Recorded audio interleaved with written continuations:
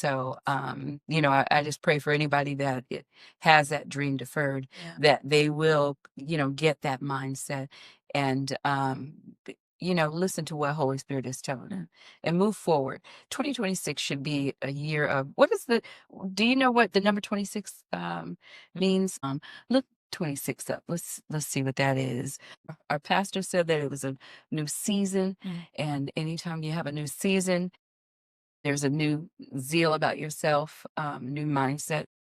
That's my prayer for anyone. Um, I know. stuck. I know one of the words, and it's a word that continues to be illuminated, is alignment. And I Mm, believe 26 is going to have a lot to do with alignment. And alignment, it's coming full swing, to deal with ourselves. Where are we? yeah. Are we in alignment or Here's what. with mhm, Mhm. God's will and His ways? And so I think it's going to have, picking that up a lot. Just Yeah, alignment. 26 representing God's presence, sovereignty, and perfection. I mean, we talked about last week how to get into God's presence.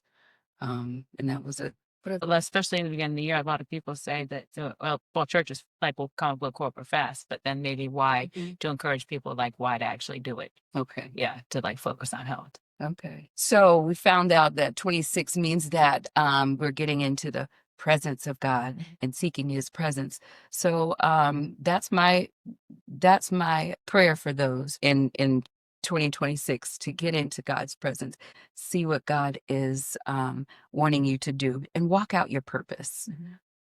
And so, speaking of walking out and walking and getting into health, what word do we have about health and about starting it out new? I know with churches they have us fast because with our church we are going to be it's inevitable that we'll be on a 21-day fast and we talk about day.